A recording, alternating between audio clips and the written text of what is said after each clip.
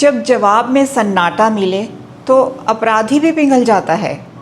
क्रोध नहीं, माफ़ी का असर हर दिल पर चल जाता है। नमस्कार, मैं हूँ पूनम ठुकराल और आज सुनाती हूँ कहानी डाकू खड़क सिंह की। जी हाँ, वही खड़क सिंह जिसके बारे में कहा जाता था, खड़क सिंह के खड़कने से खड़कती हैं खिड़कियाँ।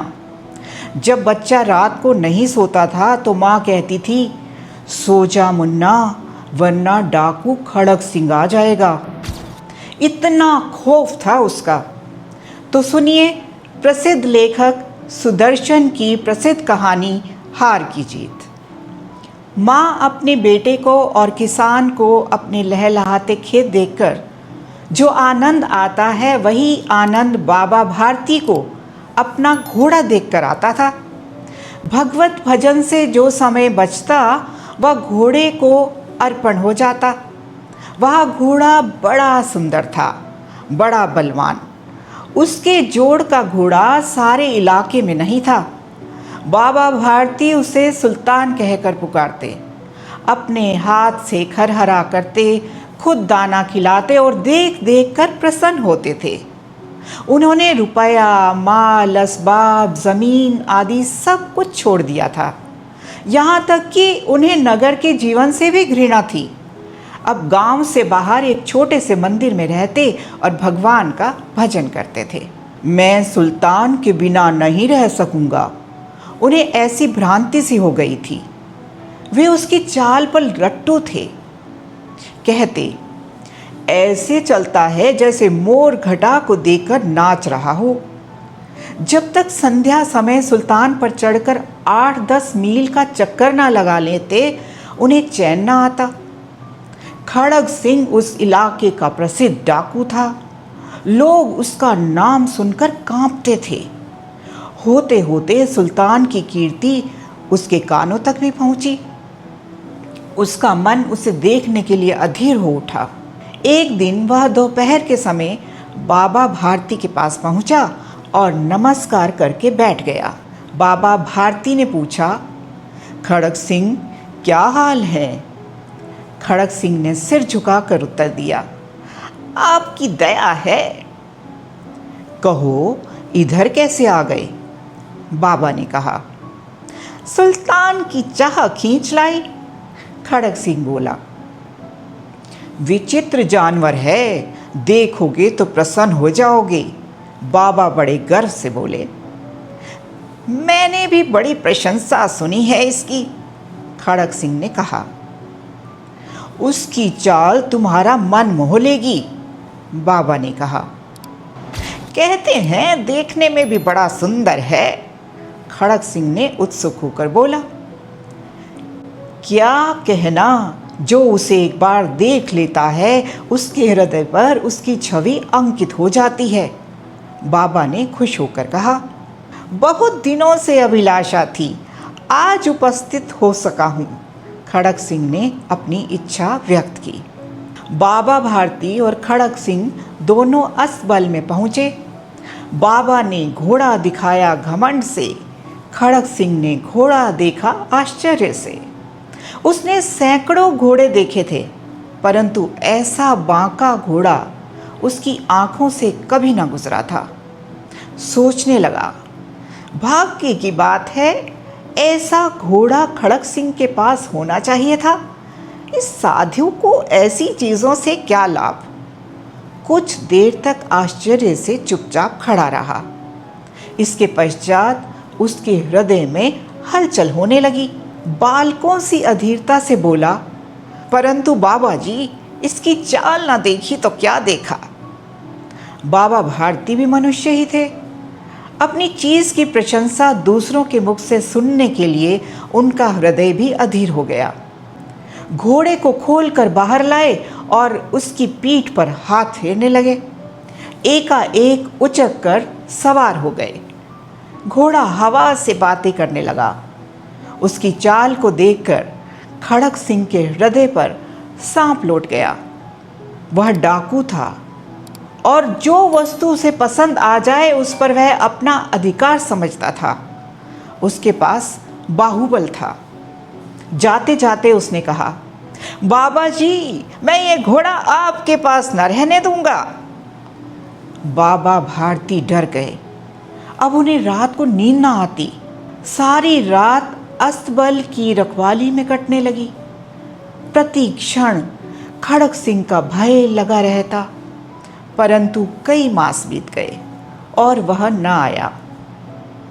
यहाँ तक कि बाबा भारती कुछ असावधान हो गए और इस भय को स्वप्न के भय की मिथ्या समझने लगे। संध्या का समय था। बाबा भारती सुल्तान की पीठ पर सवार होकर घूमने जा रहे थे। इस समय उनकी आंखों में चमक थी, मुख पर प्रसन्नता। कभी घोड़े के शरीर को देखते तो कभी उसके रंग को और मन में फूले न समाते। सहसा एक ओर से आवाज आई, ओ बाबा, इस कंगले की सुनते जाना। आवाज में करुणा थी। बाबा ने घोड़े को रोक लिया। देखा एक अपाहिज वृक्ष की छाया में पड़ा करहा रहा है। बोले, क्यों, तुम्हें क्या कष्ट है? अपाहिज ने हाथ जोड़कर कहा, बाबा, मैं दुखियारा हूँ, मुझ पर दया करो। रामा वाला यहाँ से 3 मील है, मुझे वहाँ जाना है, घोड़े पर चढ़ा लो, परमात्मा आपका भला करेगा। वहाँ तुम्हारा कौन है? बाबा ने पूछा। दुर्गा दत्त वैद्य का नाम आपने सुना होगा, मैं उनका सौतेला भाई हूँ, उसने कहा। बाबा भारती ने घोड़े से उतरकर अपाहिज को घोड़े पर सवार किया और स्वयं उसकी लगाम पकड़कर धीरे धीरे चलने लगे। सहसा उन्हें एक झटका सा लगा और लगाम हाथ से छूट गई। उनके आश्चर्य का ठिकाना ना रहा जब उन्होंने देखा कि अपाहिज घोड़े की पीठ पर तन कर बैठा है और घोड़े को दौड़ाए लिए जा रहा है। उनके मुख से भय, विस्मय और निराशा से मिली हुई चीख निकल गई।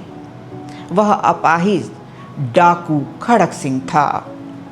बाबा भारती कुछ देर तक चुप रहे और कुछ समय पश्चात कुछ निश्चय करके पूरे बल से चिल्लाकर बोले, जरा ठहर जाओ। खड़क सिंह ने यह आवाज़ सुनकर घोड़ा रोक लिया और उसकी गर्दन पर प्यार से हाथ फेरते हुए कहा, बाबा जी, ये घोड़ा अब मैं आपको ना दूंगा। परंतु एक बात सुनते जाओ, बाबा ने कहा। खड़क सिंह ठहर गया। बाबा भारती ने निकट जाकर उसकी ओर ऐसी आंखों से देखा जैसे बकरा कसाई की ओर देखता है और कहा, यह घोड़ा तुम्हारा हो चुका, मैं तुमसे इसे वापस करने के लिए नहीं कहूँगा, परंतु खड़क सिंह, केवल एक प्रार्थना करता हूँ, इसे अस्वीकार ना करना, नहीं तो मेरा दिल टूट जाएगा। बाबा जी, आज्ञा कीजिए, मैं आपका दास हूँ, केवल यह घोड़ा ना दूंगा। अब घोड़े का नाम ना लो, मैं तुमसे इस विषय में कुछ ना कहूँगा। मेरी प्रार्थना केवल यह है कि इस घटना को किसी के सामने प्रकट ना करना। खड़क सिंह का मुंह आश्चर्य से खुला रह गया। उसे लगा था कि उसे घोड़े को लेकर यहाँ से भागना पड़ेगा, परंतु बाबा भारती ने स्वयं उसे कहा कि इस घटना को किसी के सामने प्रकट ना करना। इससे क्या प्रयोजन सिद्ध हो सकता है? खड़क सिंह ने बहुत सोचा, सिर मारा, परंतु कुछ समझ न सका। हार कर उसने अपनी आंखें बाबा भारती के मुख पर गड़ा दी और पूछा, बाबा जी, इसमें आपको क्या डर है? सुनकर बाबा भारती ने उत्तर दिया, लोगों को यदि इस घटना का पता चला तो वे किसी गरीब पर विश्वास नहीं करेंगे। यह कहते कहते उन्होंने सुल्तान की ओर से इस तरह मुंह मोड़ लिया जैसे उनका उससे कभी कोई संबंध ही ना रहा हो। बाबा भारती चले गए, परंतु उनके शब्द खड़क सिंह के कानों में उसी प्रकार गूंजते रहे। सोचता था, कैसे ऊंचे विचार हैं, कैसा पवित्र भाव है। उन्हें इस घोड़े से प्रेम था। इसे देखकर उनका मुख फूल की भांति खिल जाता था। कहते थे, इसके बिना मैं रह नहीं सकूंगा। इसकी रखवाली में वे कई रात सोए नहीं। भजन भक्ति ना कर रखवाली करते रहे, परंतु आज उनके मुख पर दुख की रेखा तक नहीं दिखाई पड़ी।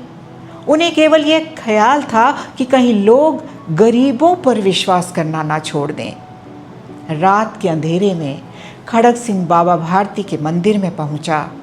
चारों ओर सन्नाटा था। आकाश में तारे टिमटिमा रहे थे। थोड़ी दूर पर गांव के कुत्ते भौंक रहे थे। खड़ग सिंह सुल्तान की बाग पकड़े हुए था। वह धीरे धीरे अस्तबल के फाटक पर पहुंचा। फाटक खुला पड़ा था। किसी समय वहां बाबा भारती स्वयं लाठी लेकर पहरा देते थे, परंतु आज उन्हें किसी चोरी, किसी डाके का भय न था। खड़ग सिंह ने आगे बढ़कर सुल्तान को उसके स्थान पर बांध दिया और बाहर निकलकर सावधानी से फाटक बंद कर दिया। इस समय उसकी आंखों में पश्चाताप के आंसू थे। रात्रि का तीसरा पहर बीत चुका था। चौथा पहर आरंभ होते ही बाबा भारती ने अपनी कुटिया से बाहर निकलकर ठंडे जल से स्नान किया। उसके पश्चात इस प्रकार जैसे कोई स्वप्न में चल रहा हो, उनके पांव अस्तबल की ओर बढ़े, परंतु फाटक पर पहुंचकर उनको अपनी भूल प्रतीत हुई। साथ ही घोर निराशा ने पांव को मन भर का भारी बना दिया। वो वहीं रुक गए। घोड़े ने अपने स्वामी के पांव की चाप को पहचान लिया और जोर जोर से हिनहिनाने लगा। अब बाबा भारती आश्चर्य और प्रसन्नता से दौड़ते हुए अंदर घुसे और अपने घोड़े के गले से लिपटकर इस प्रकार रोने लगे मानो कोई पिता बहुत दिन से बिछड़े हुए पुत्र से मिल रहा हो। बार बार उसकी पीठ पर हाथ फेरते, बार बार उसके मुख पर थपकियां देते और कहते, अब कोई गरीबों की सहायता से मुंह ना मोड़ेगा। थोड़ी देर के बाद जब वह अस्तबल से बाहर निकले तो उनकी आंखों से आंसू बह रहे थे। ये आंसू उसी भूमि पर ठीक उसी जगह गिर रहे थे जहां बाहर निकलने के बाद खड़ग सिंह खड़ा होकर रोया था। दोनों के आंसुओं का उस भूमि की मिट्टी पर परस्पर मेल हो गया। सुल्तान तो लौटा, पर लौटे थे संस्कार भी। खड़ग सिंह रोया, जागी आत्मा में पुकार भी। बाबा ने जीता दिल, ना हार का किया प्रचार। यही है सच्चा धर्म, करुणा और प्यार। मैं हूँ आपकी दोस्त पूनम ठुकराल, जो कहानी सुनाती हूँ दिल से। कमेंट करके ज़रूर बताएं कि अगली बार आप कौन सी कहानी सुनना चाहेंगे। और हाँ, चैनल को सब्सक्राइब करना ना भूलें। ढेर सारा प्यार।